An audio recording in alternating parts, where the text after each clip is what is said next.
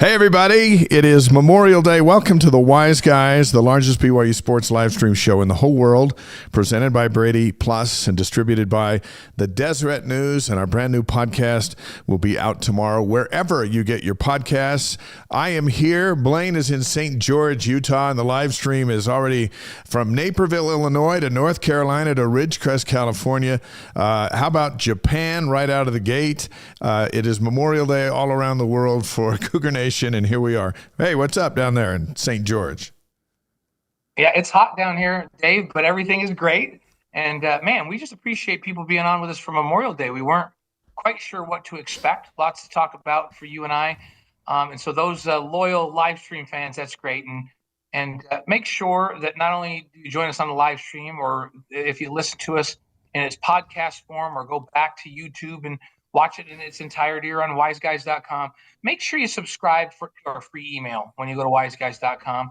You can watch all of our past content there at our website. Also, we'd love it if you hit the free subscribe button on your YouTube channel. All those things help keep us going. And we appreciate the support you've given us over these years, and we want to keep doing this for a long, long time. Those things will really help us out. Weston's in from Nebraska. Maddie, by the way, my daughter Maddie and Jordan, and they're over there in Japan, so they're checking in on the Wise Guys on a graduation trip. So, hey, Mad, we missed you. We look forward to coming back. Debbie's in from Vernal, Utah, and we encourage everyone to jump on the stream. Tonight begins our second episode of our fourth year. Can you believe that? We've been doing this for we're in our fourth year. And when we started, we didn't know where it would lead us, and we hoped that it would take us for a long, long time. We wanted to do it for a decade or longer. And we didn't know if that would be possible. But you know what? It is possible in a big part because of our first big sponsor that ever joined us and helped keep us going, and that's Brady Plus. We're thrilled to have Brady Plus as our title sponsor. Brady Plus provides cleaning, food service, and packaging equipment, dispensers, and service and repairs with over 150 distribution facilities across the country and over 6,000 employees. They are everywhere. And you know what? Really, Travis Brady and Brady Plus are the reason we're still here after 4 years. And so we have a lot of gratitude directed toward Travis for keeping us alive and for letting us grow this thing to the point now where it's doing really, really well. But when we were just getting started, Travis stepped up and did a big time favor to us by sponsoring us. And we have some big news that we'll announce next week that we're excited about as we continue with Brady Plus and others. Wise Guys being distributed by the Deseret News and Deseret.com. Utah's newspaper since 1850. Watch for our content on their social media sites as we serve Cougar Nation from all over the world. Boyd is in from Leander, Texas. Tom is in from the Bay Area, Northern California. Let's see, Zach's in from Fort Worth, Texas. Jeff's in from Puget Sound, and Mike is in from San Antonio, all in the last few seconds as the stream is hopping on this Memorial Day as we remember and honor those who died in the defense of our country. And that is the reason for Memorial Day. And then we've attached memory of those loved ones that we've lost. And we were at the cemetery last night in Orem putting some flowers on our dad's grave site and Diane's son Caleb's site, and it was just people everywhere, and it's a great weekend to remember those who've died in service of our country, and every weekend's a great weekend to remember those we love. That's absolutely right. Yeah. I just was back last week. I noticed we have some people on the stream from North Carolina. I was back in North Carolina. My uncle passed away this last week. That's why I wasn't on the show last Monday, and had a chance to reflect on his life. And so many that have passed on have had such a big influence on our lives. Your dad's passed away, Dave, and my mom's passed. Yeah. And, there's so many important people in our lives. This is a great weekend to recognize that. And you know what? You know who likes the day after Memorial Day? The bees. The bees have got more flowers up there at the cemetery. It's like Xanadu, I think. I think they all come in on Tuesday and have at it. But it's great to take flowers there and do all of that. Oklahoma, Marty's in the house tonight on the Wise Guys, and it's great to have you with us. I'm trying to think. I'm looking at a few others chiming in. Ruth is in, as always. Appreciate you, Ruth. By the way, we want to put... I love Ruth says that 4 years went by fast. Do you feel like it went by fast? Ruth says it went by fast. Some of it. So 3 years went by fast, Ruth, and now we're in the second episode of our fourth year. So that's right. We're still moving that along, and we want to bring our folks on the live stream on the show as a guest. And so we've been doing this contest where we invite you to become a wise guy or a wise girl for a night here on the show. Yeah. So here's what we want you to do. We want you to come on the show, share your favorite BYU sports memory with everybody. So we're going to have this contest, and we're going to make this happen. So you can actually come in studio with Dave and I, or if you're a little remote, you can do what I'm doing tonight and Zoom in and be part of it via Zoom. But we want you on there. So Dave, what do they need to do? So follow us on Instagram and on X at Wise Guys, and then drop a teaser of your favorite BYU memory in the comments, which is super easy to do. Tag a friend while you're at it, and then you can share your post to your stories for an extra entry. And so that's really all you got to do is do that. Yeah. And the deadline is June 1st. So we'll announce the winner on the show Monday, June 2nd. So next week, we'll get you scheduled to join us as our wise guy or wise girl. As soon as we can, we'll try to work that schedule out. We'll work with your schedule. Hey, if you're from out of state, we'll Zoom you in. But if you're from out of state and you want to come in, that'll be awesome too. We'll figure it out, and we'll figure out the time to have you on the show and share your great BYU memory with us. Yeah, everyone should hop on here and be a guest. I think that's an awesome idea. Minneapolis, Minnesota's on the stream tonight. Bothell, is it Bothell, Washington? Am I saying that right, or is it Bethel? Bothell. Bothell, Washington. Yeah. All right, Chris, good to have you with us. Let's get to some headlines. The status of BYU quarterback Jake Retzlaff remains uncertain as he fights a civil case alleging that he sexually assaulted a woman in November of 2023. We're not going to judge the case here on the Wise Guys, but we're going to discuss the potential outcomes for the football team here in just a couple of minutes. Yeah. Hey, and how about the way that seedings will be awarded for this year's college football playoff? They're going to look a little different than they did last year. And we're going to discuss how that might affect BYU. How would it have affected them last year? How could it affect BYU if they're competing for a conference championship again this year? So we're going to cover that for you. BYU football signs a 6'4", 335-pound defensive tackle. Alvin, I want to say Puefua from Hawaii, chose the Cougars over Miami, Arizona, and Utah to help beef up that defensive line. Remember when the defensive line was a concern and then like 6 guys came in? That's no longer a concern, is it?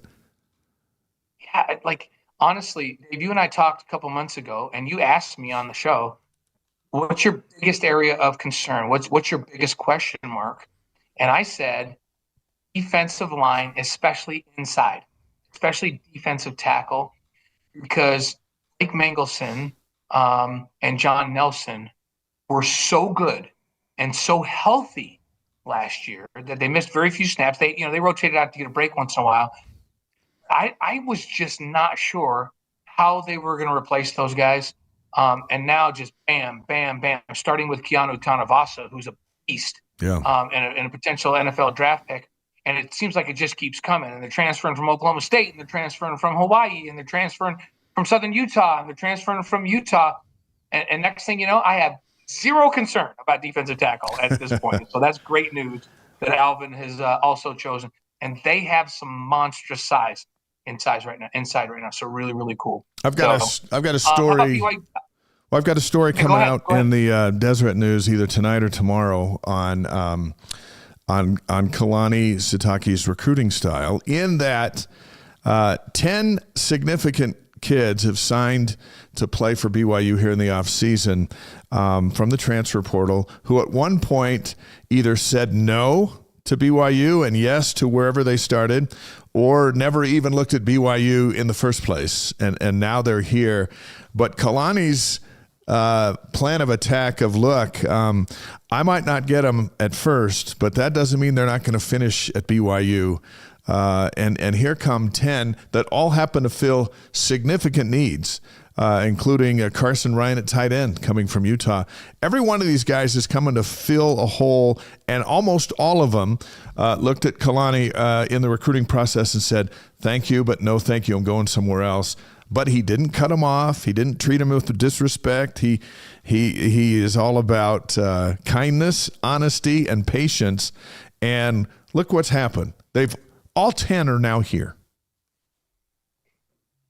Yeah, you make a really interesting point. The thing that you just said that jumped out at me, Dave, was he didn't offend them, or he just was kind to them when they chose to go someplace else instead of ranting and raving. And frankly, sometimes college coaches that invest a bunch of time in recruiting a player, when that player tells them, "Hey, I've decided to go someplace else," they get a little bit rude with them. They act like they're upset with them.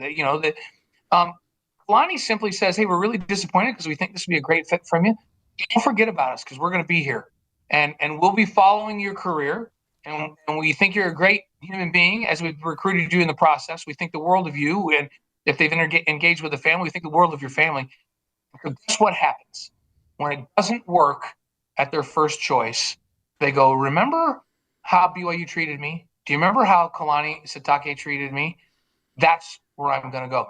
And people may not know that Bear Bachmeier, the quarterback, BYU was the runner-up at Stanford in that recruiting process. Yeah. And so when Stanford's coach got fired, immediately what he thought about was, let's contact BYU because they were really good to me in the recruiting process, and they were a very close second. Let's go there. It's because of the way Kalani and his staff treat people in the recruiting process.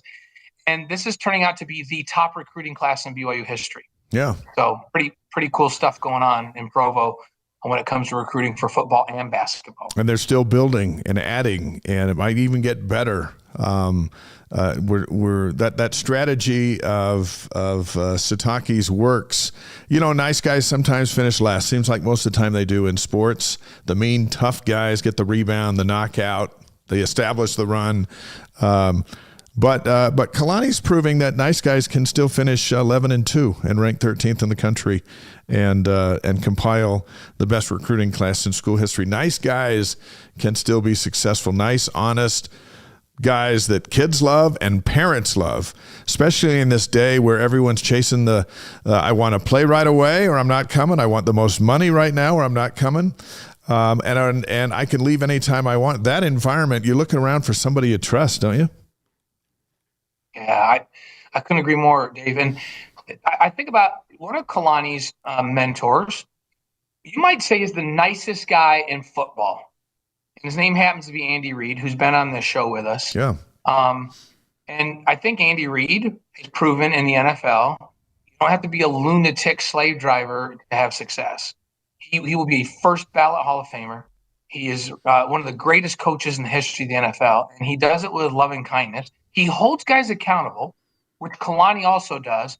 But you have a hard time finding a player or coach in National Football you say something negative about Andy Reid.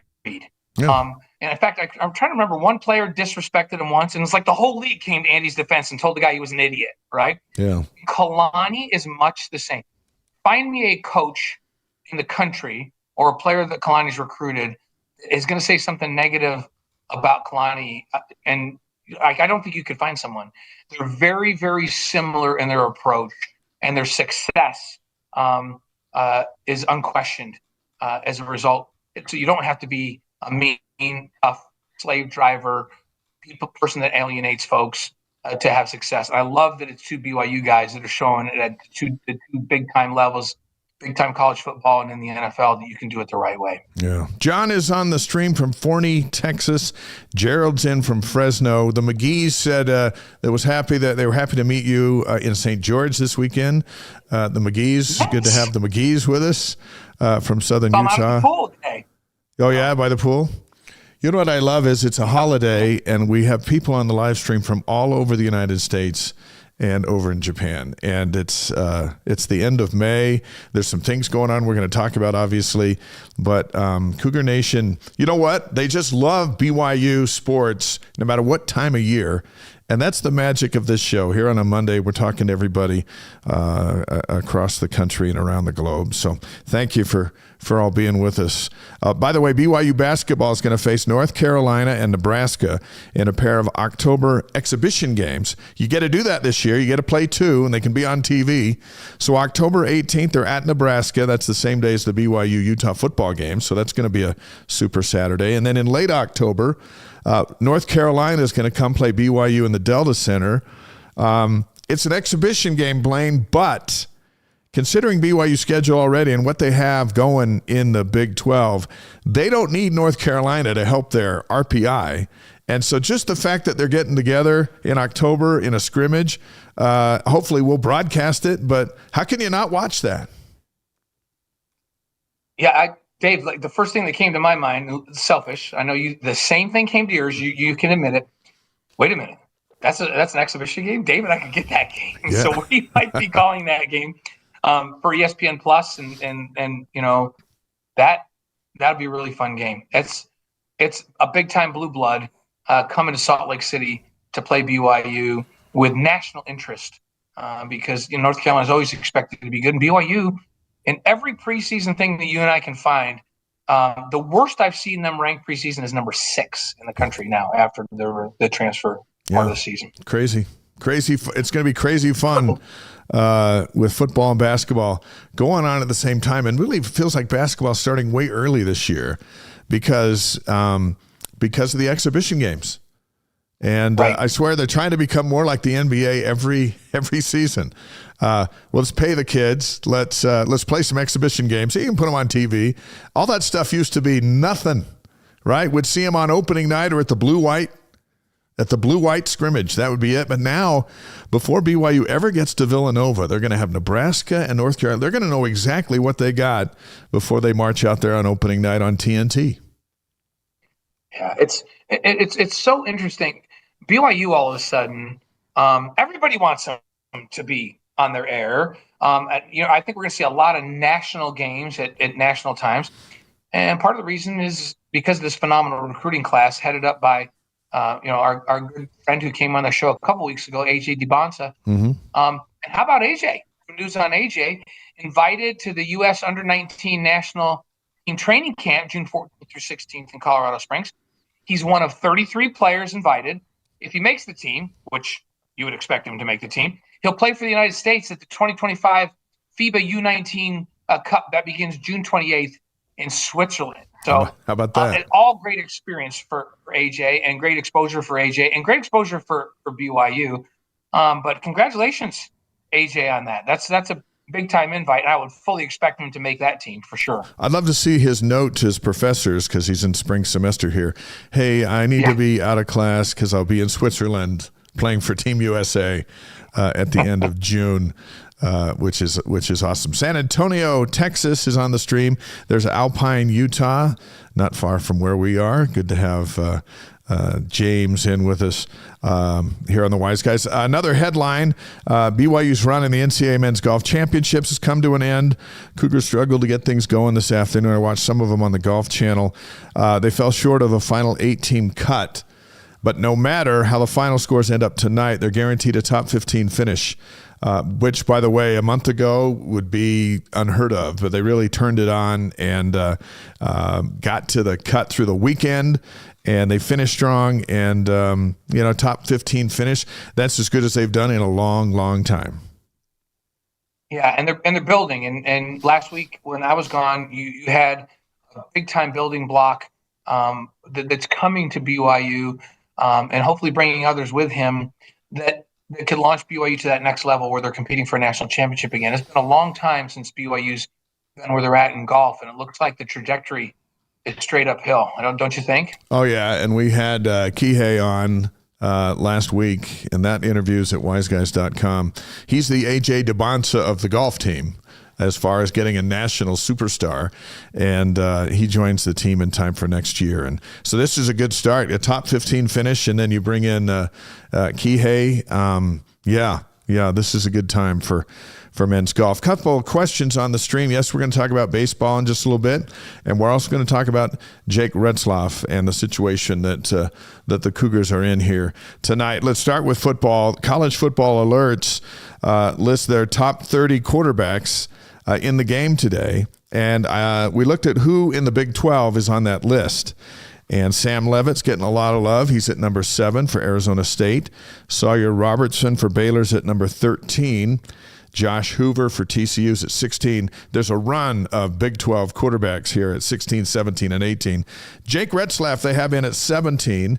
And then Morton for Texas Tech at 18. Fafita for Arizona at 24. Anthony Johnson, Kansas State, comes in at 27. And Rocco Becht with Iowa State at number 30. So those are the Big 12 quarterbacks that fit into this list of top 30 quarterbacks in college football. And that takes us to Jake Retzlaff. Last Wednesday, boy, have things changed in a week, right? Last Wednesday, a woman filed a civil suit against Jake for allegedly sexually assaulting her in November of 2023. Jake's representative put out a statement saying that Jake is factually innocent and that his innocence will be established, quote, through the judicial systems. BYU issued a statement that they became aware of the civil lawsuit last Wednesday. The statement said the school takes these matters seriously and won't be providing additional comments. The Honor Code Office is looking into it as they would with any situation like this. Blaine, we'll get your thoughts, and we'll kind of tackle this for a little bit. This is a civil lawsuit. We Googled the difference between civil and criminal. A civil trial involves disputes between individuals or organizations with the goal of settling disagreements and awarding monetary damages or other remedies. Basically, this is where you go and you sue for money. A criminal trial involves the government prosecuting individuals accused of violating criminal laws with potential penalties like fines, imprisonment, or probation. This is a civil trial. The time to get a civil trial in front of a jury right now is typically 18 to 24 months. Now, the courts will decide the outcome of the civil lawsuit. Our opinion about this terrible situation is that we hope everyone's treated fairly and with respect. And that's what we're going to say about the case tonight. But I'll tell you what, let's start with just the curveball that has rocked the football program since last Wednesday. Whether someone saw this coming or not, time will tell. But man, what a punch to the gut, huh? Yeah, and I don't think anybody did see this coming, Dave. I happened to have crazy timing last week when this came out. I was up on campus at the student athlete building. I needed to stop by and talk to Brian Santiago, our new athletic director, about something. And he was walking up the stairs with me toward his office, and we kind of finished up our conversation, and he got a phone call. He said, "Oh, I have to grab this." And he went off. And then I went into the football office and watched some film for a few minutes with Hunter Clegg, our new defensive end, and with my son, Coach Fowler. They were kind of going through some film. So I probably spent 25 minutes in there. On my way in, I waved to Kalani, and he asked me where I was going. I told him I was going to go watch film with Gavin and Hunter. He goes, "Hey, stop in and talk to me on your way out." And on my way out, Kalani, like, he was on the phone. He was sitting on the couch, and I could tell he's in a very serious conversation. He saw me, held over the phone. He goes, "Dude, I'm like, just we'll catch up later. I'll talk to you later." So I am pretty certain that both Brian and Kalani were made aware of this for what was going for the first time when I was there that day. So I think they found out almost as soon as we all found out, because we all found out just a couple hours later as it was released. So nobody knew this was coming. I'd hate to be BYU right now because they're in a really, really unusual situation, one that the university has never found itself in before. And you and I were talking about this for quite some time earlier today. We can't think of a similar situation where they've ever been in, where they have a high-profile athlete, not in a criminal case, but in a civil case. And civil cases, the fact that they take so long to kind of work themselves out or to ever even get to a jury trial. You and I we ended our conversation saying, man, we're really glad that we don't have to be the people at BYU that have to decide the direction they go on this. And I guess we'll just leave it at that. I think it blindsided everybody. I'm pretty certain of that. And now BYU's got to kind of sit back and weigh everything and try to figure out what the best thing to do on this is. And I'm with you. You just hope that everyone gets treated fairly and with respect, and we hope that the media doesn't, and we're part of the media, and we're not going to make a bunch of predictions or weigh in on stuff that we don't have perfect knowledge on. So we're going to leave it at that. But what we will talk about is what does it mean for BYU football in the quarterback position, right? Yeah, and the timeline. Here we are at the end of May. Camp is at the end of July. There's only June in between there, and so it becomes what to do. What to do if, for one reason or another, Jake's not the quarterback on August 30th. When Wednesday hit, it was impossible to think that he could be. But with the passing days and still haven't heard from the Retzlaff camp, as they've told them they're not going to do this through the media. It's if could he come back if he just was suspended a few games, if it became an honor code thing and that this civil case went away or was such where Jake is going to defend himself and he has every right to, and BYU, they defend their students. You have to,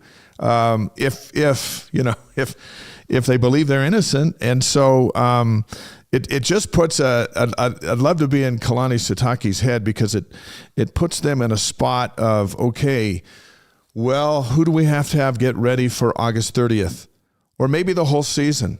And they have guys, and we're going to talk about it, and that's also our Cougar Board question of the week, talking about, hey, if Jake can't go, and again, we don't know if he will or not, but we do know that who's behind him and capable of starting.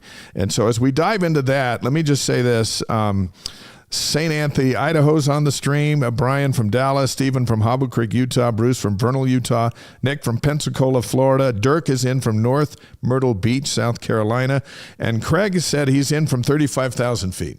So I don't know if you're in at 35,000 feet or you're above. Maybe you say I'm above the show at 35,000 feet. He's either hiking a mountain or he's flying in a plane. Wow. Everyone really kind of wanting to know what we're about to march into now as we consider BYU's options moving forward. If Jake isn't playing quarterback at the start of the season or at all, who will it be? And here, and I can't see the name that great, but somebody's saying anything that BYU does is going to be criticized one way or the other. And I agree with that. There'll be people that'll be on both sides of this. And we're going to say right now, like you and I had a long conversation about this just between us, Dave. We're like, it could be anything from, because we don't know what's going on behind the scenes with the honor code officer or any of that, up to it could be anything from, no, he's in good standing, he's going to play. So it could be nothing in terms of football, or it could be, hey, we're investigating this on our own, he could be suspended a few games, or it could be, hey, while this thing is pending, he's going to sit down this season. It could be anywhere along the spectrum. It could be anywhere from he's a starting quarterback on day one until he's not playing this year. And so the question we were asking ourselves today is, okay, if it is Jake and he starts the first game, well, then it's Jake. Then it's just business as usual, right? And we don't know that that's going to be the case. If he misses some time or the whole season, what's BYU going to do? Who are they going to play?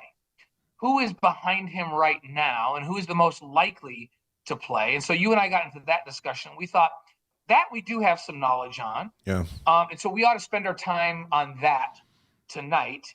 So in the event that Jake isn't playing, and we're not saying that is what's going to be decided here, but in the event that that's the case, who plays? And what are their skills? And what do they bring to the position? So we thought that might be good to cover with everybody tonight. Let's start with McCae Hillstead, 5'10", sophomore from Lehi, Utah.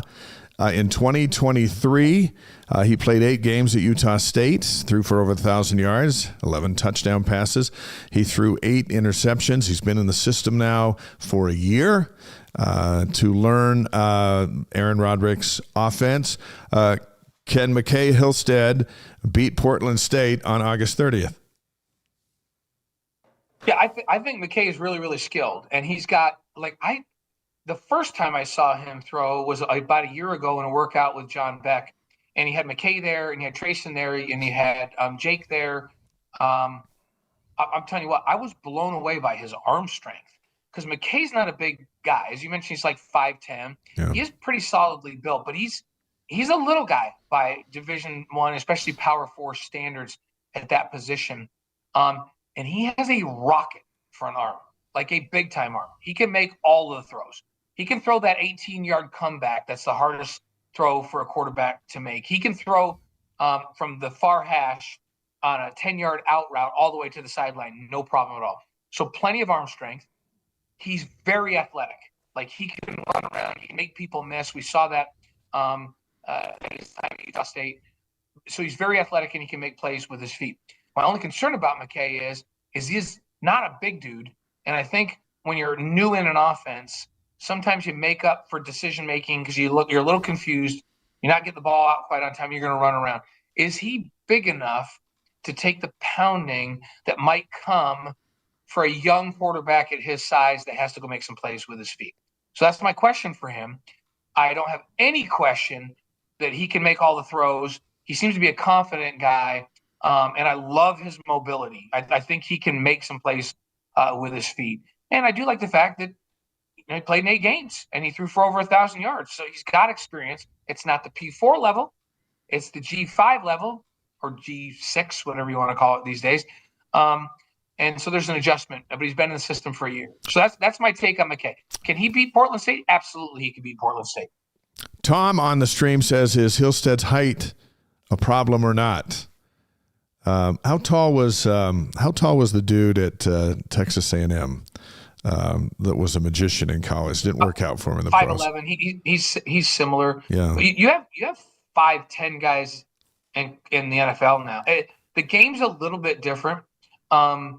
Where even in the NFL, they're moving the quarterbacks around a little bit more. So they're not just dropping back, standing in the pocket. They're moving them around. In the NFL, they don't involve them in the run game. Like, we talk about, RPOs, run pass options, or zone reads, where the quarterback has the option to give it to the back or keep it and go off the edge as the end comes down. Well, we talk about it on our After Further Review show all the time. They don't run that in the NFL, but even in the NFL now, Kyler Murray, the All-American from Oklahoma, he's like 5'9" or 5'10". Russell Wilson is like 5'10", 5'11". So it's not like it was 20 years ago where everybody's looking for a 6'3", 6'4" drop back guy to stand in the pocket and just throw the ball down the field. Teams are looking for more mobile quarterbacks, and there are some guys at 5'10" and 5'11" in college football that are very good, and there's even a couple of them in the NFL. So it is harder when you're doing a straight drop back pass to see through the passing lanes. But I'll tell you, if you're 6'2" and you got 4 defensive linemen in that range from 6'4" to 6'7", coming at you with their arms up, and a bunch of 6'6" and 6'7" and 6'8" guys in front of you protecting you, you don't see over the top of anybody, no matter how tall you are. You have to have anticipation. You have to know where the receivers are at what time, and you have to throw the ball in throwing lanes. And so I think you have to be a little more gifted at that and be a little quicker with the ball, getting it out if you're 5'10". But I think McCae Hillstead has proven that he can play, college football at his height. Now, Zach says he may be short, but I wonder if the release point of the ball is still higher than Jake's funky throwing motion. What do you think about that? That's a really good observation. Who is it that said that? That was Zach. Yeah. Because Jake has a tendency to drop the ball down kind of in the pocket. Remember, Jake was a really good middle infielder in baseball, and sometimes you see that throwing release as a baseball player, just a little bit more 3/4, almost sidearm, and sometimes Jake does that. And so McCae Hillstead's arm release, where he does throw it more like traditional right here. A traditional is like just a little bit inside of 3/4. You don't throw it from straight over the top. You throw it from, I don't know if people can see that since I'm in the Zoom, they should be able to see that. You throw it from here, comes back to the ear, and it comes straight through here.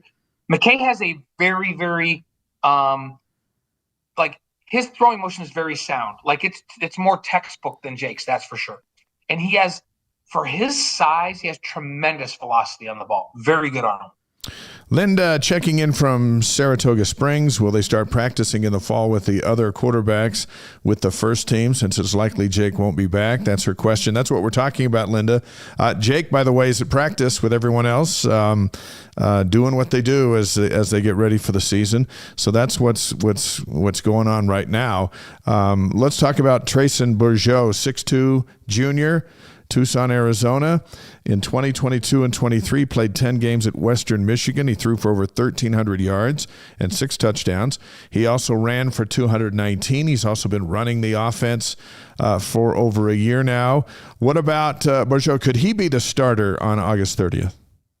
Yeah, so Treyson, Bourguet, yeah. I really like Bourguet. I really like the way that Treyson carries himself out there. Very, very confident. He picked up the offense, I thought, really quickly. And through spring ball last year, I just watched him. I don't think they had any plans for him going into spring ball. And I think 2 weeks into spring ball, they're like, hey, this dude can actually play. So he proved himself in very quick fashion, I think, because he mastered the offense very quickly. He's a little bit bigger than McCae at 6'2". You can see from his stats, rush for 219 yards. He's also mobile. I feel like McCae's a little quicker feet, make more people miss. Treyson can run away, extend plays with his feet. He can get out there and he can get some yardage rushing the football as well. I love the fact that he played in 10 games and threw for over 1,300 yards. So very, very capable. He also has excellent mechanics. Like, I watch his feet. I watch his release point. Very impressed with his mechanics. Has all the arm strength that you need to compete at this level. And he comes from a family of really, really good quarterbacks. His brother was a backup at Arizona State.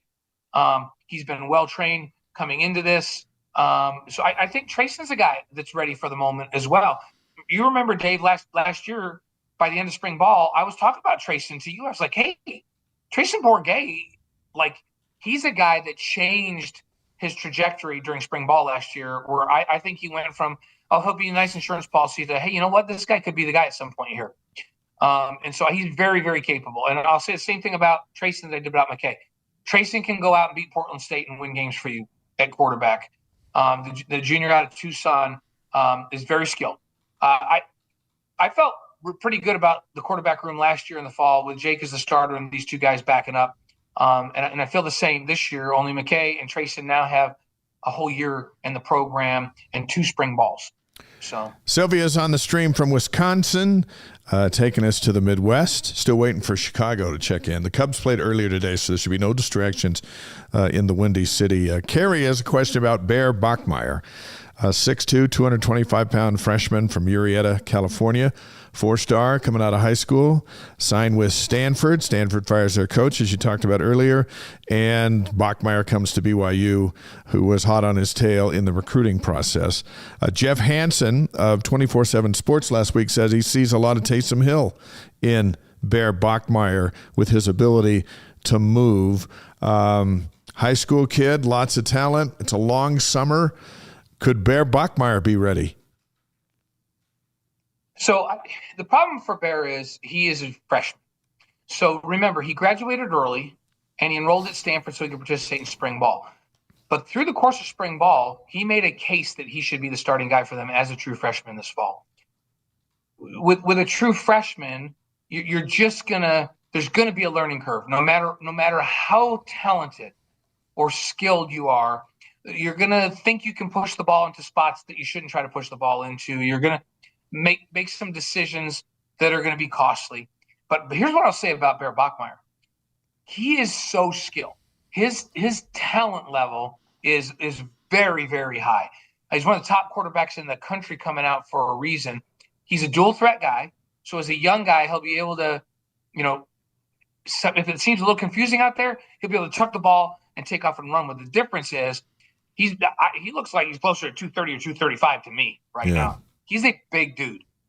He may be able to take the punishment a little bit more early on, where decision making maybe isn't as quick as you want it, so you got to eat it and you got to go run with it.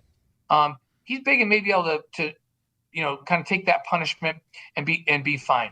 His big arm, he's very competitive. He's very confident. The only knock for Bear will be there's going to be a learning curve because he's going to be a true freshman. And he just went through spring ball. It would have been nice if he went to spring ball at BYU. He went through at Stanford and Troy Taylor's offense. Troy gets fired. And so now he's got to learn a brand new offense. But the sky is the limit with Bear Bachmeier in terms of what he is capable of doing. And Jeff Hansen told you, I saw that when he was on the show with you last week about he reminds you of Taysom Hill.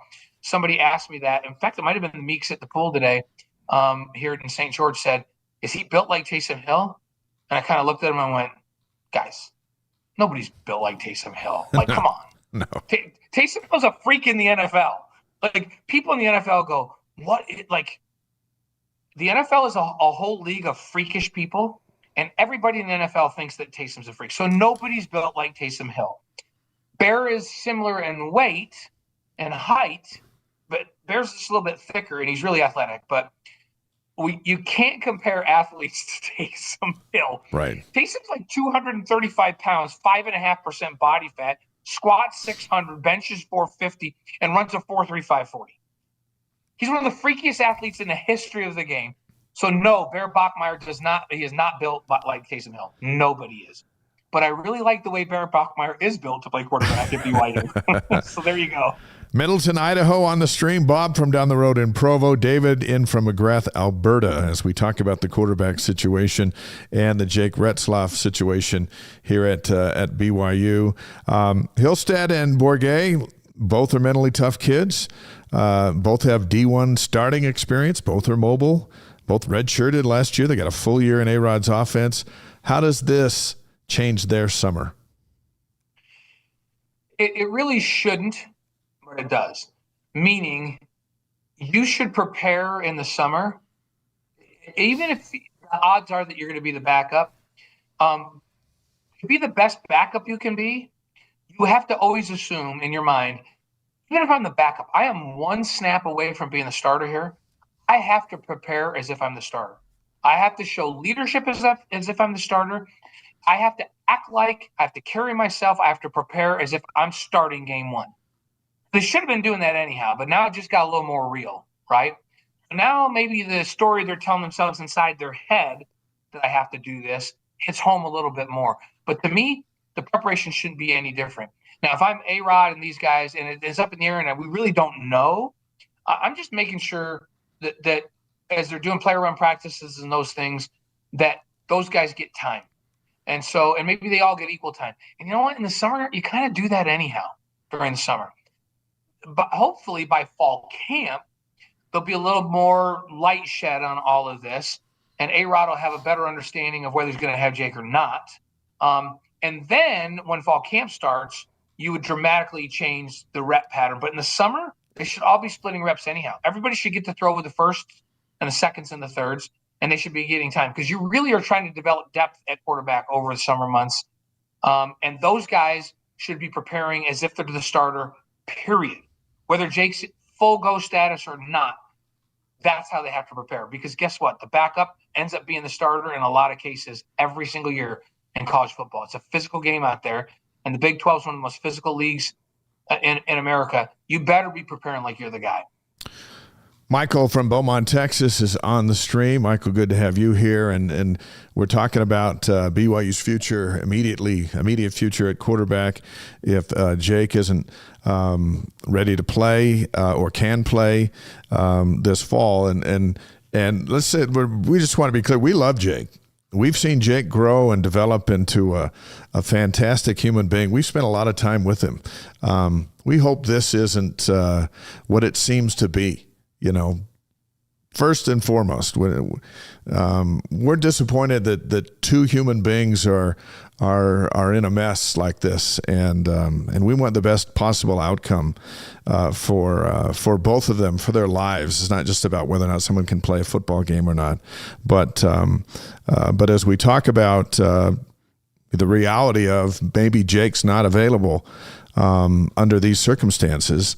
You look at what BYU has for Bourguet or Hillstead or even Bachmeier in a wild move. If you put the freshman in there, you have L.J. Martin, who's healthy and running as a beast. You have Chase Roberts back for his swan song, one of the best receivers in the Big 12. You have a big offensive line. You have the Big 12's number one defense, the best kicker in the Big 12 with Will Ferrin. I mean, you have a team. In years past, BYU's quarterback, and Blaine, BYU's quarterback has to be so great to offset weaknesses all over the place. This isn't that here in June of 2025. Yeah, and Jake had a big part in how much success they had last year. But being the number one defense in the league is why BYU won 11 games last year, period. We knew going into the season they were going to be good, and we talked about that. And as the season rolled out, we're like, wow, this defense is really good, like lights out good. And you go out and you lead the Big 12 in defense last year. We were never not in a game. And Jake was really good and made some big plays. And people you talk about, L.J. Martin made big plays. Chase Roberts made big plays. They won some games at the end of games when Keelan Marion made a huge play on special teams, or Parker made a huge play on special teams, or their big players made big plays. They still have a bunch of big players. I feel like they're deeper than ever at running back. They're extremely deep at wide receiver. They're making a step up at tight end. They got a couple of big tight ends that came in that can have an impact. I think this team this year coming in, I felt like, hey, if Jake's back full go and he stays healthy, they have a chance to be really, really special. Not just because of Jake, but because they have all those other components, right? And so I think all those other components come into play whether Jake's the guy or not, right, in their success this year. And if they can go out and be the number one defense in the Big 12 again, they're going to win a lot of games. If they can have explosive plays and special teams and be that consistent kicking and punting the ball like they were last year, they're going to win a lot of games, regardless of who plays quarterback.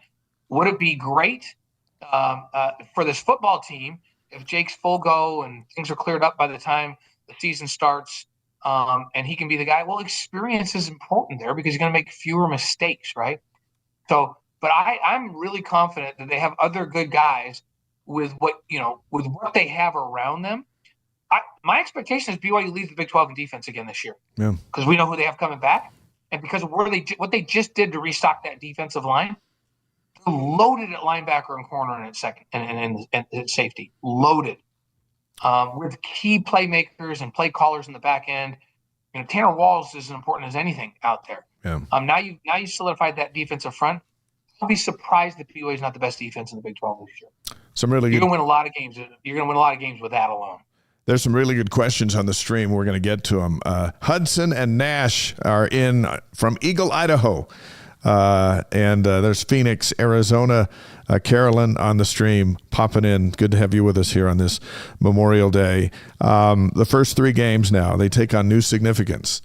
Portland State at home, Stanford at home. There's a bye September 13th. Suddenly that bye is perfectly placed. And then September 20th at East Carolina. If you're breaking in Hillstead or Bourguet or Bachmeier, that 4-week period is golden and suddenly becomes so much more significant because of what comes after that. But how do you see those 4 games now under a new set of circumstances? Yeah, it's interesting. Remember, Stanford's a different set of circumstances than we thought a month ago. Because Stanford was coming in, Troy Taylor kind of hoping to, round this recruiting class he got in to run his spread, crazy offense. Now Stanford's coming into Provo with a bunch of kids that just transferred out and a new coach. So all of a sudden that East Carolina game, because when you go back there and they're tough, even though they're a G4, always play good defense, at their place is always tough. That almost looks like the toughest game in the first 4 weeks is that East Carolina game. I actually like that. I like the fact that Portland State BYU should just outman them. Stanford's going to be in transition. Then they get a week to kind of game plan, and then they go to East Carolina. I don't care who's playing quarterback. BYU should come out of that 3-0 and feeling really, really good about themselves. ESPN is going to announce the kickoff times for Portland State and Stanford on Thursday. They'll announce the first 3 weeks of the season. That third week is a bye. Let's talk about that bye for a moment. Remember when the schedule came out, we thought, what a bye, 2 weeks into the season. You get two of them, and that one seemed to come really, really early. But when you're breaking in a new quarterback, 2 games and then 2 weeks before your first road trip, that seems to be really, really well placed now. Yeah, I like the fact that you get a chance to kind of evaluate what you're doing and how you're doing 2 games in before you go on the road to East Carolina. So yeah, I do think that's a good time. Normally, I'd like to see them play 4 straight games and get a bye, going in. But this is probably a good time with what's going on. So, and like we said, we want to continue to point out, we don't know. Jake Retzlaff could be the starter on August 30th. We don't know. We have no idea how that plays out. What we're saying is, what if he's not? And you know what? We always do too. We always look at depth at quarterback because, it's like I was saying, guys need to get ready as if, in one snap it could change. Doesn't it seem like everybody loses the quarterback at some point? And Yeah. The fact that Jake played a whole season last year is actually quite remarkable. So they better be good, and these guys better be able to play, period, whether Jake's the guy to start the season or not. If they're not good in that quarterback room and have some depth, then you're going to suffer at some point, typically in a college football season, and lose some games you shouldn't lose. Dave from Ojai, California is in, and David from American Fork, Utah, and I'm Dave. That's 3 Daves on the Wise Guys tonight. All here with us, and the world's running out of Daves. When's the last time you've seen a baby named Dave? Like, ever? Hey, I ran into this infant named Dave. That never happened. I think we're running out. There's just a few of us left. Name. Why are they not using the classic David name anymore? It's a biblical name. I don't know why it lost its cachet, but we got 3 Daves on the show tonight, so I love that. How many Blaines do you know, though? You don't know a lot of Blaines. My Uncle Blaine and you, I know 2, actually. Yeah. I don't know any babies named Blaine either. There's just we're just the dying breed. We got a good friend Blaine that is the chief of BYU police that always takes care of us and makes sure that nobody surprises us from behind us and stuff like that. Yeah, we do appreciate that. Yeah, so he's good. So that's the only other Blaine that I know. Here's one for you. Circa Sports projected BYU to win 7.5 games this fall. That was before Jake's situation. If the Cougars are without Jake, do you see that number changing? And then that ties into a question we had on the stream of ESPN had BYU in its top 15 preseason, as did everyone else. Does that change if Jake is not there? Let's start with 7.5 wins. The over/under 7.5 with or without him. What do you think? First of all, 7.5 is like what? You remember what they were predicting for BYU last year? They run 4.5? Yeah. And we knew that was nonsense. 7.5 is nonsense. And we've seen that because some of the others, as you have mentioned, Dave, have them top 15 going in, and they should be. With Jake, it should be a top 15, top 12 team going in. So you're saying, hey, if Jake doesn't play at all this year, is 7.5 games, or doesn't that number go up or down? I think experience probably wins you at that position. Is probably a win or 2, So let's say more realistic number is 9 or 10 for BYU this year. Then you could take off a game and a half for lack of experience at that position. So I think 7.5 is low if Jake doesn't play a snap this year. Yeah, I agree. I was surprised when they came out with 7.5 with everybody BYU has coming back. And they had, 10 teams bowl eligible by their projection, which would be awesome for the Big 12. But right.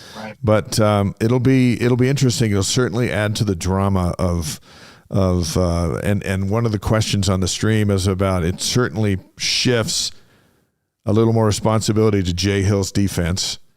Will Farron to kick field goals and LJ to run the football and the line to block for a new kid as opposed to a veteran back there. Yeah, it does certainly add to some drama. Let's take a look at the projected starters if we're playing Portland State tomorrow night.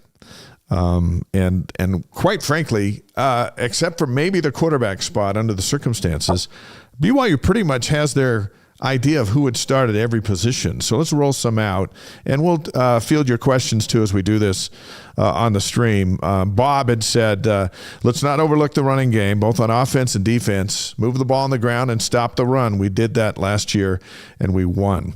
LJ Martin's your starting running back, ran for 723 yards, 7 touchdowns. You and I have seen him over on campus. He has a different body than the body we saw even against Colorado. LJ could be a beast. Maybe he needs to be a beast more so now than ever before. How do you feel about LJ back there? Yeah, no, I think he's going to be even better. Remember, he missed spring ball last year, most of spring ball with an injury, and missed a good portion of fall camp because of an injury.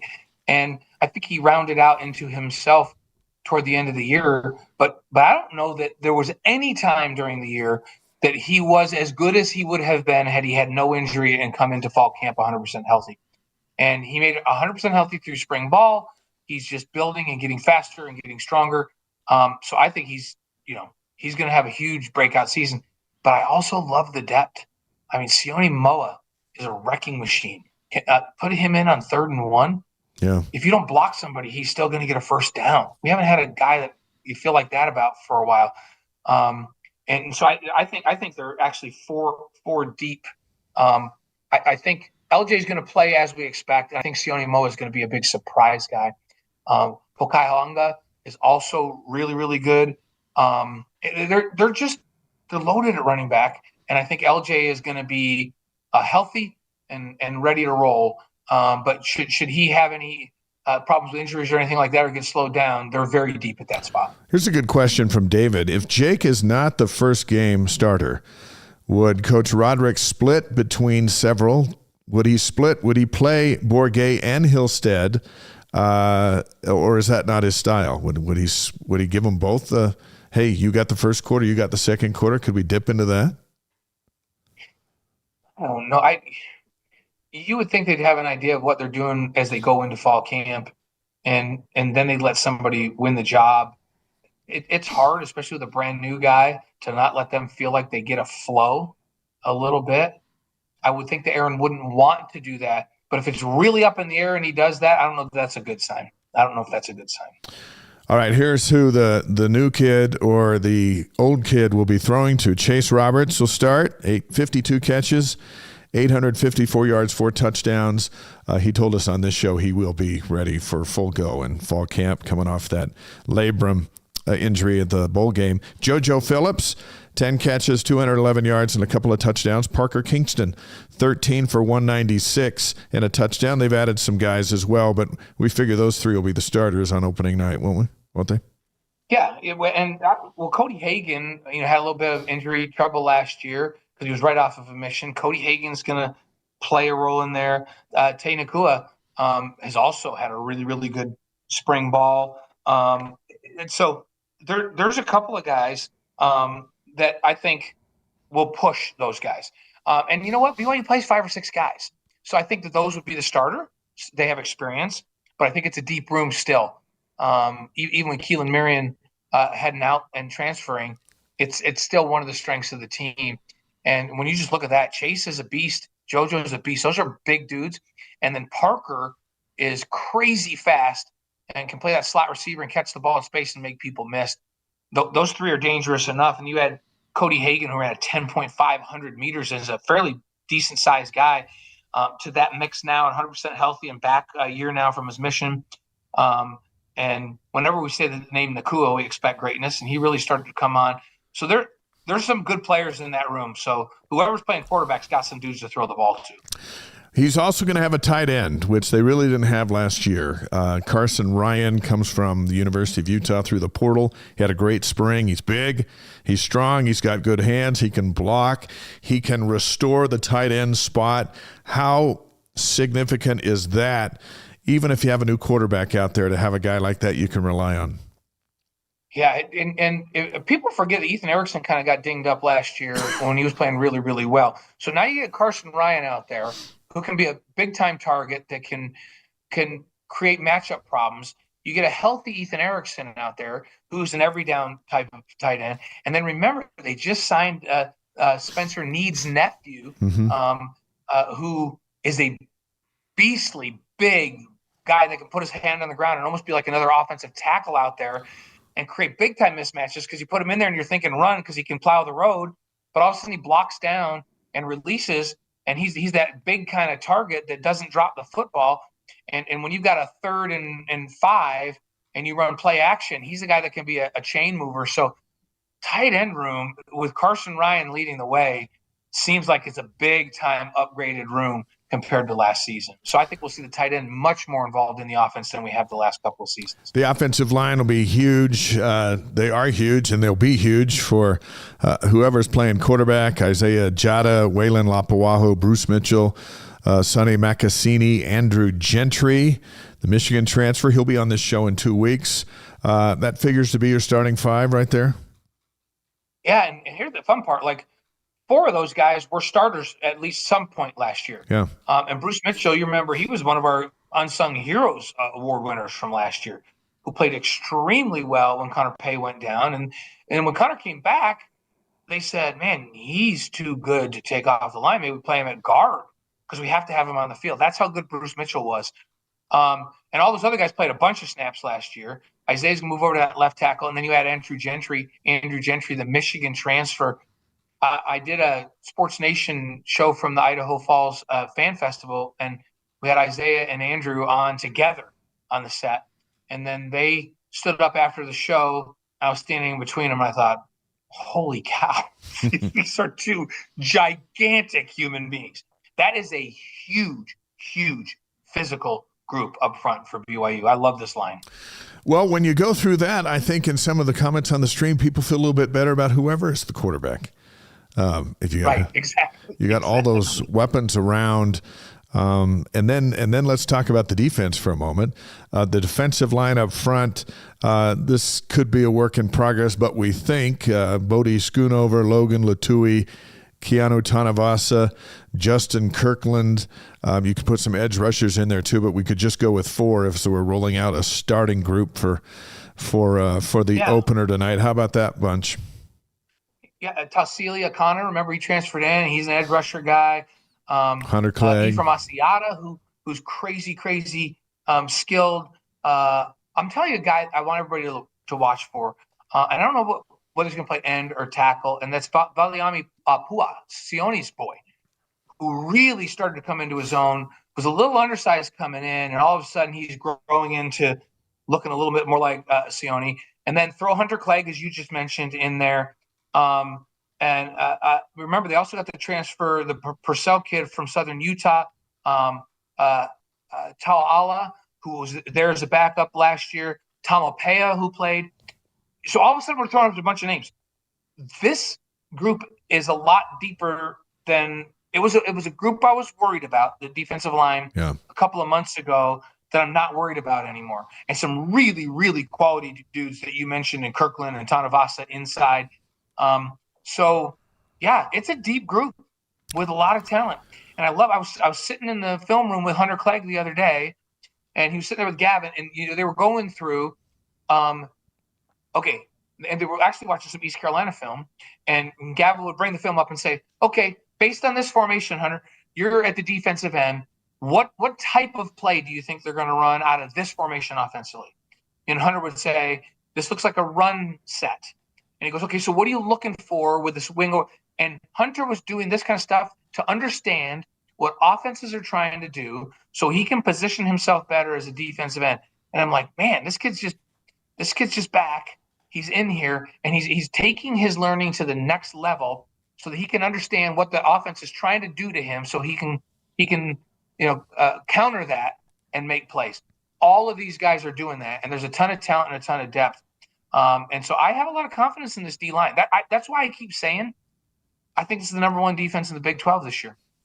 Roger's in from Nampa, Idaho. I'll bet Roger agrees. The guys right behind the boys you just talked about, you got Jack Kelly at linebacker, 10 tackles for loss, an interception, 5 sacks. Isaiah Glasker led the team with 70 tackles, 14 and a half tackles for loss, 3 interceptions.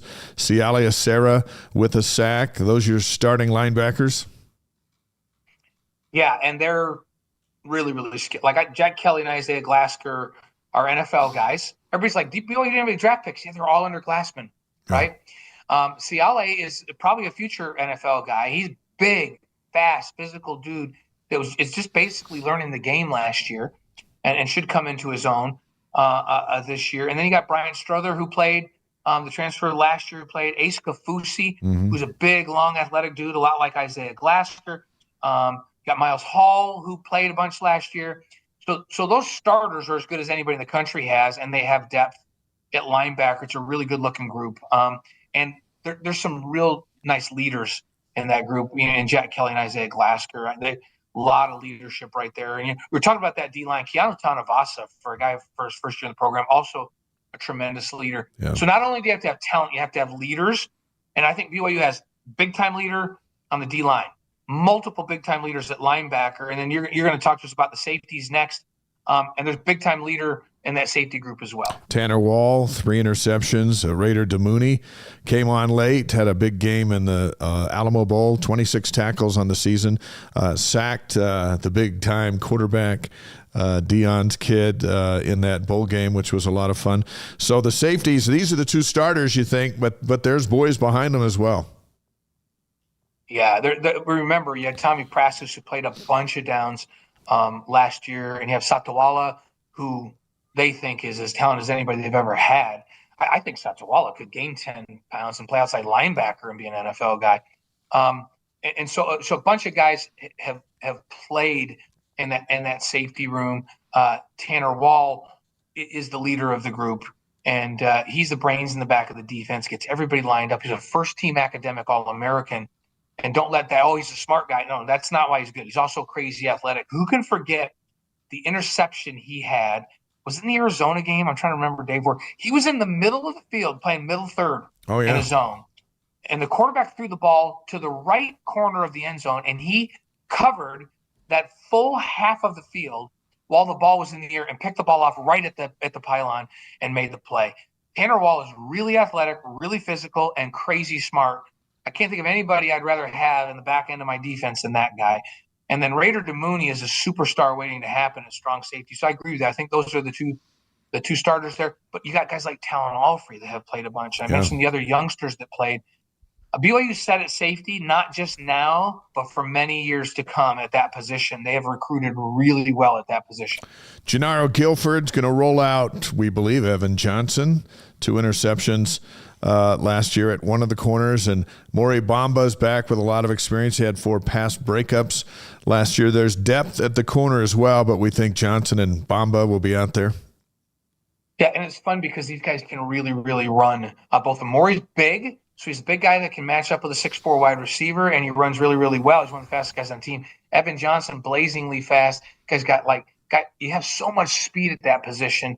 You think about McKenzie, who's a 10'5", 10'4", 100-meter guy that has had a year to kind of play special teams. He had a little bit of an injury that took him out a little bit. He's back healthy.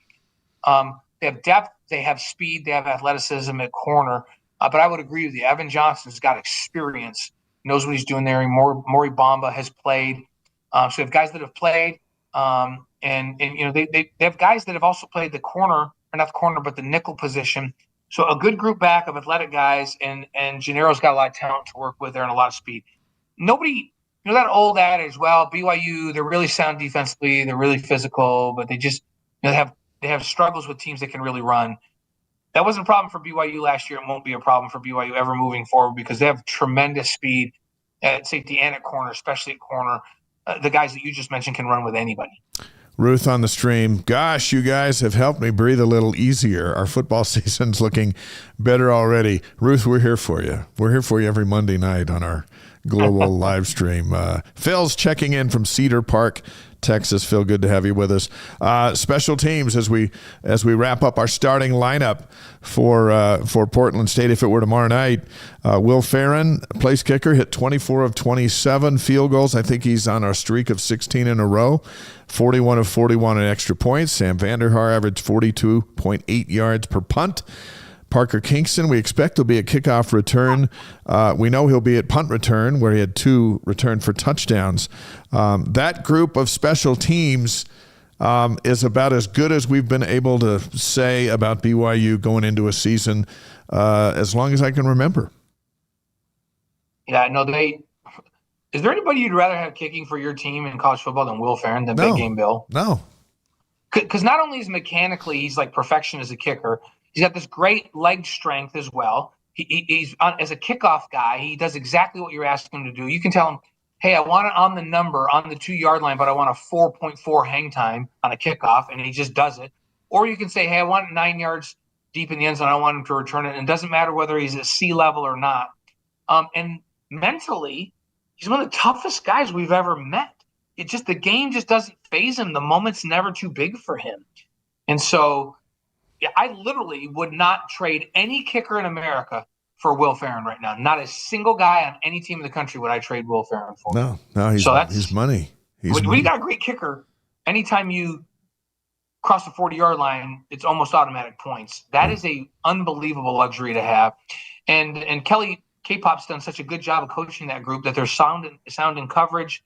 And I'll be interested to see who ends up being the kickoff return guy, because Parker, Kingston did a great job punt returns, but it's Keelan Marion that was such an explosive kick returner. And you have like both the McKenzie boys have returned kicks, and they have Keelan Marion type speed. Yeah. Maybe Parker double duties it. There's some other guys that have done that as well. That's the one spot I'm not sure who's going to be there. I know they have some talented guys that they can use there. So maybe that's the one question. I do know the kick return team does a great job of blocking, and they'll do that again this year. So, but to me, when you talk special teams, the first thing you got to talk about is, how's your kicker? Your kicker produce points every time? Does he kick off great? Will Farron's as good as anybody in the country. Yeah, and that can help a quarterback who's nervous, right? Because he hasn't been out there before. For sure. That's a good group. Jordan from American Fork, Utah is on the stream. Hey, guys, happy Memorial Day. Go Cougs. Jordan, thank you for joining us. There's some key dates that get closer every passing day. Big 12 Media Days, July 8th and 9th in Frisco, Texas. On next week's show, we'll be able to say that's next month. That's how fast time moves. AFR's season premiere is Tuesday, July 29th. On BYU TV. The Cougars report, we believe, is July 30th. The first NFL preseason games on TV on July 31st. Lions and Chargers, that's just around the corner. But here's what caught our eye. There are opening lines already for a handful of games. We haven't seen any for BYU's game yet with Portland State or Stanford. But it makes you feel like, oh my gosh, the game's next week. It's that close. Yeah. So we picked 3 opening lines that are pertinent to us because it's teams BYU will play. Georgia Tech is -3 at Colorado. There's a lot of new things with Deion. Yeah, with Deion, he's got a new quarterback. He doesn't have the best player in college football playing wide receiver and cornerback for him. So that'll be an interesting one, and we'll keep our eye on that because BYU's got to face Colorado. How about Utah -3 at UCLA? Yeah, Utah's -3 at UCLA. Interesting. Yeah. So, and obviously BYU's keeping an eye on Utah. What's their quarterback situation this next year? Is Wilson the guy? Because there was talk he went in the transfer portal. He came back. They got the New Mexico transfer. What are they gonna do offensively? Yeah. Yeah, it's and so Wilson comes back. He was the guy for part of last year, but you bring in New Mexico transfer. You got new offensive coordinator and Jason Beck, who's going to run the offense that the New Mexico transfer ran last year. Really, really dynamic. You would have to think that he's going to be the guy. Yeah, I got UCLA winning that game. Yeah, so it'll be really interesting to see how they go offensively. Utah's always going to be good on defense, but can they finally put it together on offense and get consistent quarterback play? So. They got Stanford. Stanford's -2.5 at Hawaii, right? Yeah, that's a long trip to open a season. I don't think there's a lot of faith in Stanford. I think I think they're a mess, and Hawaii's probably going, sweet, this is the best time to ever play Stanford on the islands. So that'll be an interesting one because we'll see Stanford, a week or two after that game. Mm-hmm. Mm-hmm. It'll be, the good news is they'll have a new offense. BYU will have a chance to get a look at it for a little bit. And I don't know that they'll be completely comfortable in it at that point, but BYU will have an idea of what they're running and going to put a good game plan together for Stanford. That's why I think that Stanford game became a little bit easier with the changes for BYU because they're going to have I think they're going to be in transition a little bit. One of the big stories that folks have been talking about is the college football playoff changes for this year only. The 12-team field, they're going to use a straight seeding model. The top 4 teams earn first-round byes. The 5 highest-ranked conference champions are guaranteed a spot in the field. Notre Dame is an independent. They love it because now they can get a first-round bye by finishing in the top 4 in the rankings. And the difference would be from last year, 4 of the highest-ranked conference champions got the first-round byes. That meant 9th-ranked Boise State got a 3 seed, and 12th ranked Arizona State got a 4 seed. Yeah, they're not doing that anymore. They're like, nope, we're not going to put that in those kind of games because both those teams got hammered in those games. So what do you think about that, the straight seeding? I'm okay with it. I just worry because I do feel like there's an SEC and Big Ten bias a little bit. I do think that those 2 leagues are the 2 best leagues in college football. I do. I don't think that the Big Ten is necessarily as deep as the Big 12 or as the SEC, and they get a lot of credit for that. But the top of the Big Ten is really, really good. Top of the SEC is really good. Maybe not as good as they've been past years. Last year, I think NIL has leveled the playing field a little bit. But I honestly, I don't have a problem with it as long as the Big 12 champion is guaranteed a spot, and as long as BYU finishes in the top 12, they're guaranteed a spot. BYU's got a pathway in, and so I don't have a problem with it because I do have a problem with taking Boise State being a 3 seed, and I felt like they had no shot in that game. Arizona State, remember, was in that game and had a chance to win it. I'm fine with it. I just worried they're going to have 4 SEC teams, 1, 2, 3, and 4. Yeah, that's my only worry. Yeah, I'm sure they're dreaming of that for sure. Yeah, that's what the SEC thinks should happen every year. Big Fort, Montana is on the stream. We haven't been in Big Fort, Montana before, but we're in there. We're in there tonight. Yeah, the best pathway for the Cougars to the playoff is win the Big 12 championship game, or be ranked in the top 12, and that gets you in there. BYU basketball, as we mentioned earlier in the show, each team gets 2 televised exhibition games this year. October 18th, BYU's at Nebraska. And then late October, Brian Santiago announced it at the Father and Sons camp the other night. North Carolina is going to come to play BYU at the Delta Center in Salt Lake. And those will be the 2 exhibition games as they get ready for the Villanova season opener on November 3rd at T-Mobile Arena in Vegas. I hope that you and I get that North Carolina game. That's my big hope. That would be so fun. Yeah. Delaware, by the way, at BYU Tuesday, November 11th. Some of these games start to trickle out. That one's per John Rothstein. You and I will get that game. The Delaware. We'll get that one. We'll get that one. But the BYU. North Carolina game, I'm just hoping. Right? Yeah, I do too. Granite Bay, California on the stream. Conrad, good to have you with us. And Kent says, congratulations to Connor Mance, who had a dramatic kick in the last 400 meters to track down the leader and win the Boulder 10K for the 3rd year in a row. That guy just runs. He just runs better than everyone else, unless there's another Cougar who's running.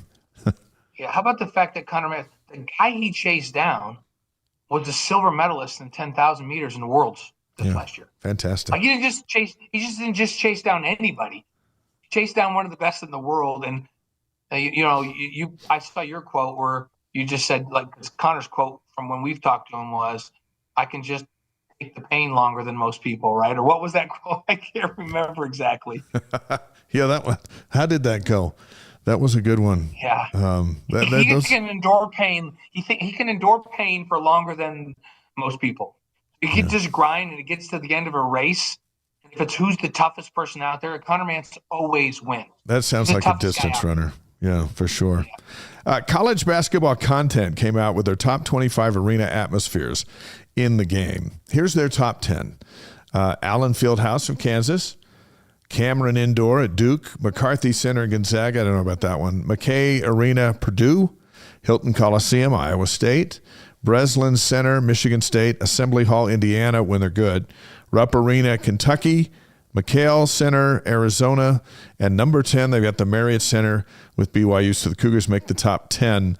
I'd challenge BYU's big game night atmosphere with any of those 9 ranked ahead of them, but the Cougars are in the top 10. I would too, and I haven't been in Allen Fieldhouse. I'd love to get there. I've been in Cameron Indoor. I've been in McCarthy Center.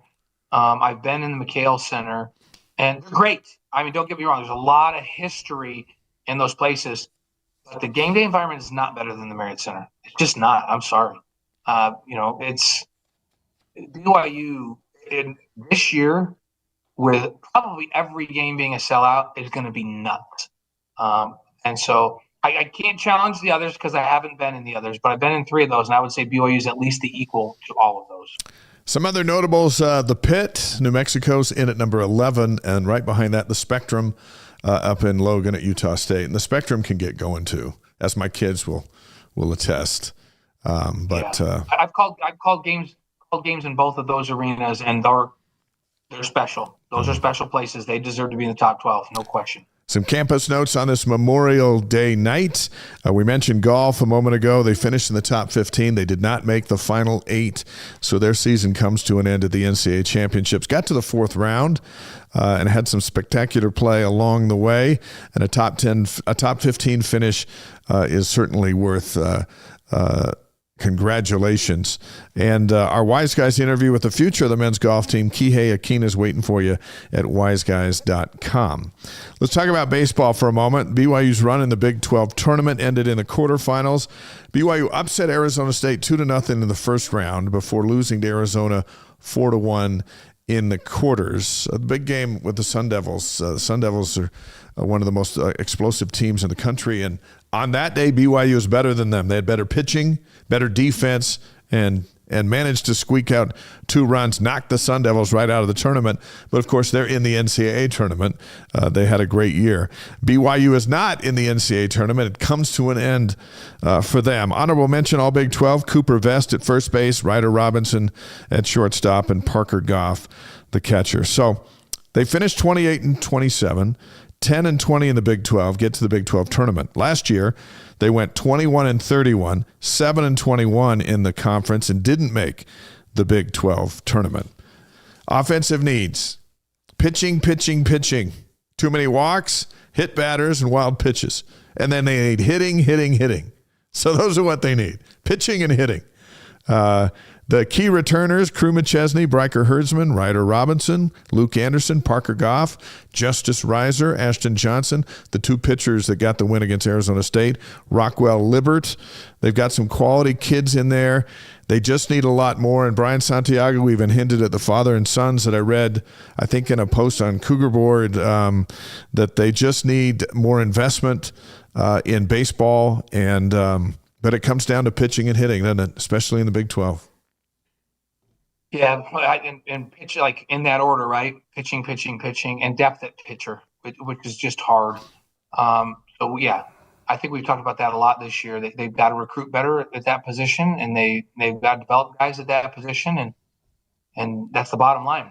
There's teams in this league that hit the ball well, and they've got just much deeper and better pitching staffs. So. And you get an up close view, Dave, all the time with these guys shooting that program well, and you keep telling me, man, they've got to get more pitchers. So. There's some passionate fans that want better results, and we salute them. No one working harder than Trent Pratt and his group. We'll see what they do in the offseason. They know their needs, and they lost a lot of series in the Big 12, but they managed to win a number of those games. I think they went 1-6 in rubber matches, which means they were right there to win 5 series, which has them in the NCAA tournament. But they weren't good enough to do it. But they put themselves in position, so you got to add some some key pieces to close that gap, win a few more of those series, and now you're in the NCAA tournament. And we've seen what that does. The basketball team gets in the big dance. Everybody comes running, don't they? Football team gets a winning season, a bowl game. Everybody comes transferring. And that happens cross country. They win national championships, and you know what? They get the best transferring in. It's just how it works. Yeah. In fact, let's talk about track and field a little bit. Track's right at the top of BYU's sports teams, both the men's and the women's. Cross country, they win national championships, but in track and field, they're top programs in the country. The women's ranking, they're number 5, just behind Texas Tech from the Big 12. Number 5 in the country. Remember when we were talking? They were like in the high 20s early in the season, and now they've worked their way up to number 5. And the men's ranking is number 7. Next up for track and field is the NCAA West preliminaries. That's Wednesday through Saturday down in College Station, Texas. And then the NCAA Outdoor Championships are June 11th through the 14th in Eugene, Oregon. And BYU will be well represented there. And, that's a program with Diljit Taylor, taking care of the women's side and doing all of that. And Ed Eyestone, wow. They're one of the most competitive programs in BYU sports, and they just continue to be phenomenal. Yeah, and they're the last sport standing, right? So this is it. Right. These guys are going to take us into the summer. We wish them well. We'll keep you posted in the coming weeks here on the Wise Guys as they do the preliminaries and then the outdoor championships. And Softball America names BYU's Alava Brittingham to the freshman All-American team. The Big 12 freshman of the year set the Cougars freshman RBI record of 69, tied the program's single-season freshman home run record with 21. She'll be an enormous weapon in Gordon Eakin's lineup next season. They got better this year, and they didn't reach the NCAA tournament, but they got closer, and that's an entertaining group over there, and she can pound that softball. Oh, goodness, yeah. So, no, I think we saw him take a step forward, and I think we'll see him take another step forward next year, and Gordon Eakin's got that thing on the right track for sure. All right, on this day, as we roll out here on Memorial Day, and thank you so much for being with us. The stream has been really hopping tonight, and we love that. Our podcast of this show will be out tomorrow, and you listen to it over and over and over again. On this day, there's been some people, Dave, that are asking for guests. We like the ideas. Keep like Mike Smith and Andy Toolson. Those are good buddies of ours. We can reach out to Mike Smith and Andy Toolson and try to get them on the show. Richie Saunders hasn't been on the show. We need to get Richie and his wife on the show. I'll start working on that one. So we would do that for sure. And we're efforting on a few of those. Yeah. So we love the ideas. Throw us ideas. We love, all of you that have been contributing to the show on the live stream tonight for sure. On this day, May 26, 1805, Lewis and Clark first sight the Rocky Mountains, where we currently host Wise Guys all these years later. Yeah. They're in a secret location, of course, in the Rocky Mountains. But 1864, the territory of Montana is formed. Yeah, we need Montana. We got a lot of people on the stream from Montana tonight. 1897, Bram Stoker's Dracula is published in London. Way back then. Yeah, and man, it led to a lot of like vampire movies and all kinds of crazy stuff, right? So I don't know, but Gavin and Abby, my son, the one that coaches at BYU, and his wife, they love to watch vampire movies. My goodness, I've never seen so many vampire movies. But I personally thanks to Bram Stoker. I don't like the vampire movies. I don't like scary movies ever. I just don't. Let's see. I'm not a vampire guy. On the stream, John says, hey, thanks for being live tonight instead of some rerun. You guys are the best Wise Guys I know. Thanks, John. Let's see. Boyd saying, wait, Dave reads Cougar Board. Our product is all over Cougar Board. And so you bet we check in there. They promote us. We do the Cougar Board question of the week. So that shouldn't come as any shock. Now, I don't post on Cougar Board, and you don't either, Blaine. We don't do that. And the reason I don't is because they won't. It doesn't let you put your first and last name, right? You got to come up with some other name. When we post stuff, we put our names on it, so you know exactly who it came from, and there's no alias or this or that. When you and I say stuff, it's our opinion, and that's that. It's not. We're not hiding behind anything. So anyway, we don't post on there, but Steve and everybody, they're partners with us, Cougar Board. Yeah, we don't post on any. We don't participate in. we monitor and follow all of those, and we have a good relationship with Cougar Board. But Dave and I don't post on anything, or make any posts on anything other than here or on the shows that we're on, and everything that we put out there is out there with us, our faces and our names behind it, and it is what it is. So yeah, absolutely. Yeah. So there you go. Hey, let's look back to on this day. Okay. I think we left off with Dracula. Yeah. In 1927, it got us distracted. 1927, Henry Ford produced the 15 millionth and last Model T Ford. How about that? The last Model T rolled off on this day. 1940, the first successful helicopter flight in the U.S. We don't have a record of the first disaster helicopter. The first successful helicopter flight on this day in 1940. There you go. In 1958, Union Square in San Francisco is recognized as a state historical landmark in 1958. I've been there. I think the seals, the seals have been there ever since, right? Or what do they have floating around there? The walruses or whatever? What do they got there? So they're down the road a little bit. And Union Square is just a lot of good shopping. What am I thinking? I'm thinking of Pier. Yeah, you're thinking of Pier. What is it? Whatever, 39 or something like that. Where you and I go down and we get the bread bowls with a clam chowder. Yeah, but I don't get the clam chowder. That's where the sea lions are. It's a big shopping district with all the really good stores, and then there's the theaters are around there too. So if we're gonna go see a play, we're in Union Square. If you see a sea lion at Union Square, call us, because then that would be a big deal. It's probably just a show in Union Square, and the sea lion's like juggling a ball on his nose or something. So. All right. 1967. The Beatles released Sgt. Pepper's Lonely Hearts Club Band. On this day, in 1967, how about that? How about 1975? Glenn Campbell releases Rhinestone Cowboy and wins Song of the Year. I remember that was on the radio, the AM radio, all the time. Yeah, Glenn Campbell. And in 1997, Sammy Sosa of Dave's beloved Cubs and Tony Womack of the Pirates hit inside the park home runs in the same game. In the same game. How about that? It's so rare in Major League Baseball to do it in the same game is crazy. Yeah, because you got professionals out there. They should know to get the ball and throw it in. But two inside the Parkers. On this day in 2002, Helio Castroneves won the Indy 500 for the second straight year. I was at the 97 race on my internship and interviewed Arie Luyendyk after he won that. And they just had the race yesterday in Indianapolis. One of the great spectacles of sport is the Indy 500. I encourage everyone to check it out if you can. It's those cars come by at 200 miles an hour and you're like, what the heck just happened? And that's what they do. You and I are both, we're lucky. We get to go to a lot of cool stuff. And you and I have both had the chance to be at an Indianapolis 500. And it is, if you get a chance, it's something that's unlike any other. And you and I both had a chance to get down into the pits as well before, which is really a cool experience. But it's a whole different sound than you think, right, Dave? Like, it's not like, whoa. It's like. It's a hum. Yeah, it's a hum. It's like a mosquito in your ear, so that sound. Yeah, but they're so fast. And it's maybe some of the best people watching ever to go to Indy 500. Yeah, NASCAR's a close second, that's for sure. Yes, yeah. Happy birthday. May 26th birthdays in 1907. John Wayne, the actor, was born on this day. In 1926, Miles Davis, the great jazz musician, was born. 1939, Brent Musburger, sportscaster, made the NFL Today into what it is today.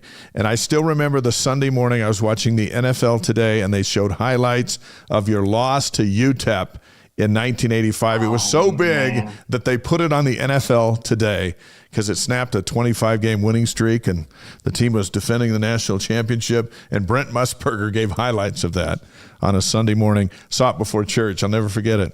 I've forgotten a lot of things, but I've never forgotten Brent Musburger saying, "You're not going to believe what happened in El Paso last night."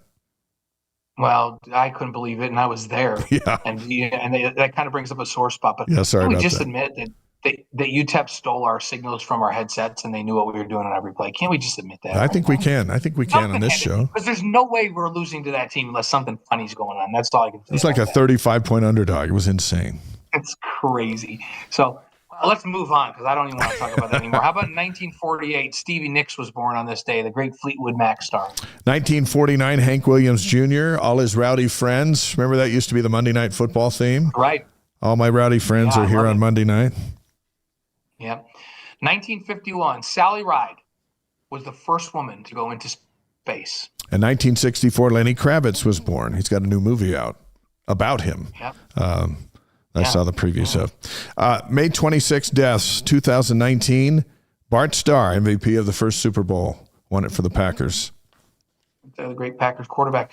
How about 2022? Ray Liotta, the actor that portrayed Shoeless Joe Jackson in Field of Dreams, and said the classic line, "If you build it, he will come. Who will come?" And then my favorite part of that was when he said to his son, "Hey, you want to have a catch?" Yeah. And it was awesome. Great if show. you didn't cry in that movie, then you have no feelings. That's true. That's true. Our Wise Guys inspirational quote of the week comes from the legendary John Wayne, who said, this is one of my favorite John Wayne lines of all time. He said, "Life is hard. It's harder if you're stupid." That is true across the board. Life is hard. It's harder if you're stupid. The great John Wayne. Next week, retiring BYU professor Chris Crow, a member of Lavelle's first football team at BYU, and venue manager Scott Kavanaugh, what it takes to get Lavelle Edwards Stadium ready for a football game, especially after Stadium of Fire. And he ran venues down in Vegas, so we're going to have some stories. It's going to be. Oh, he's got some stories with some of the great bands of all time playing the Thomas and Mack and what he had to deal with. And Scott runs the Lavelle Edwards and the Marriott Center. So he's going to have some stories for us, so make sure you tune into that one. And one last pitch to join our giveaway. We want you to become a Wise Guy or girl for a day. Come on the show and share your favorite BYU sports memory, just like you're seeing Blaine and me on screen talking to everybody. And so we've got just a couple of things we want you to do to make that happen. Yeah, so here's what you need to do. Follow us on Instagram and X at Wise Guys. Drop a teaser of your favorite BYU memory in the comments. Then you tag a friend while you're at it. Plus, you can share your posts or your stories for an extra entry. And then we'll choose from that. So you do those things. Follow us on both of those platforms, Instagram and X. Drop a teaser of your memory, tag a friend, and post it to your stories. And the deadline's June 1st, so that's coming up. We'll announce the winner on next week's show, June 2nd, and then we'll get you scheduled to be a Wise Guy or girl for a day. And then we're going to do this. We might just do this for the next 30 years because it's fun, and we want you to come on board with us and participate as we talk to Cougar Nation like nobody else can. That's how unique this whole Wise Guys operation is. Where you can find us this week, are you staying in St. George the whole week, or are you actually coming back? No. We're heading home tomorrow. I think I'm coming on as a guest on Sports Nation later this week, and then I'm co-hosting next week. Am I co-hosting with you next week on Tuesday? I'm not sure. I'm not sure. So I'll have to look. So yeah, you'll see us on Sports Nation here, Dave and I, all along the way, because sometimes we come out on short notice to fill in, and then we'll be back here, of course, next Monday night. Then, Dave, you're on Sports Nation tomorrow, right? Tomorrow morning. I'll see you on BYU TV, and then you can read me in the Deseret News all week. Wise Guys presented by Brady Plus, distributed by the Deseret News. We have some big news we're going to announce next week that is going to be a lot of fun. And you know what? It just might move this show, the longevity of this show to like 2040. There may never be an end, actually. 2040? That'd be sweet. Let's do this. Yeah, let's do it. All right. Enjoy the rest of your Memorial Day down south. Have a safe trip back. I'll see you in a few days. And thank you for joining us here on the Wise Guys. Again, podcast out tomorrow. Please hit the subscribe button on our YouTube page. It's free. You can also sign up for the email, which sends you highlights. And please tell your friends about us. Let's expand the globe. For a holiday night, we had viewers on our live stream from coast to coast and as far as Japan. I think that's awesome. Amazing. Thanks to everybody. We'll see you guys next week. Good night.